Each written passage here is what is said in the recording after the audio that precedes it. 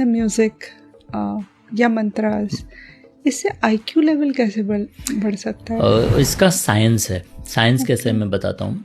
और 2-3 चीज़ों के लिए, नॉट ओनली आईक्यू, जैसे कि पीस एंड स्टेबिलिटी के लिए भी इसका बहुत अच्छा असर होता है।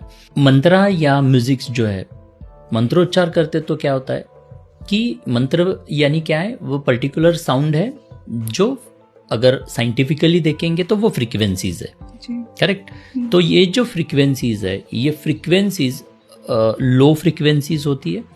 और लो फ्रीक्वेंसी का जब म्यूजिक सुनते हैं, ये रिपीटेटिव मंत्रस का जो फ्रीक्वेंसीज होती है, उन फ्रीक्वेंसीज की वजह से क्या होता है, वो फ्रीक्वेंसीज कान के माध्यम से हमारे ब्रेन तक पहुंचती है और उन फ्रीक्वेंसी की वजह से हमारा ब्रेन का फ्रीक्वेंसी रिड्यूस होता है। मेडिकल साइंस कहता है कि हमारे ब्रेन की अलग अलग फ्रीक्वेंसीज है, अल्फा, थीटा, डेल्टा, गामा, सो अलग अलग रेंजेस है।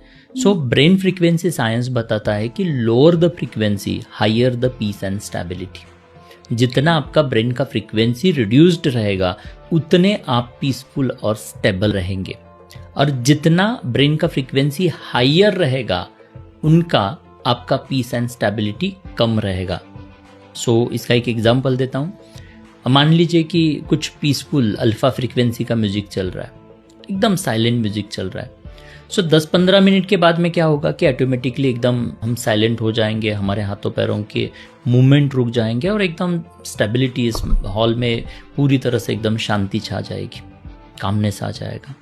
लेकिन वहीं अगर यहाँ पे डीजे वाला म्यूजिक लगाया तो क्या होगा, तो यस, ऑटोमेटिकली बैठे बैठे हम हाथ पैर हिलाना शुरू करेंगे, मूवमेंट होंगे, कुछ लोग डांस करेंगे उठकर। सो व्हाट हैपन्स एग्जैक्टली, जब हाई फ्रीक्वेंसी म्यूजिक चला, वो म्यूजिक कान के माध्यम से ब्रेन तक पहुंचा, ब्रेन की फ्रीक्वेंसीज हाई हो गई, और जब ब्रेन की फ्रीक्वेंसीज हाई हो जाती है तो पीस एंड स्टेबिलिटी खो जाती है। सो आपका ग्रास्पिंग कैपेसिटी यानी आपका फोकस, आप जब फोकस्ड है तब आपको फास्ट अंडरस्टैंडिंग हो रहा है। पीस एंड स्टेबिलिटी पे आप है, इसका मतलब है कि आपका फोकस बढ़ चुका है। अब जब लो फ्रीक्वेंसी में जाते हैं ब्रेन के, तब ऑटोमेटिकली माँ पीसफुल स्टेबल बन जाती है, और माँ पीस और स्टेबिलिटी को अचीव करती है, यानी यूट्रस का जो बेबी है वो भी पीस एंड स्टेबिलिटी की ओर जा रहा है। और इस वजह से क्या होता है, फिर बेबी का कैपेसिटीज, वो कान के माध्यम से ग्रहण करने की क्षमता बढ़ जाती है, फोकस बढ़ जाता है, कामनेस बढ़ जाता है। और यहाँ पे जैसे ADHD जैसा प्रॉब्लम है, attention deficit hyper active disorder जो कहते हैं हम, तो वो बहुत मात्रा में कम महसूस होता है। और ये बेबीज नॉर्मली डिलीवरी के बाद में क्रैंकी नहीं होते।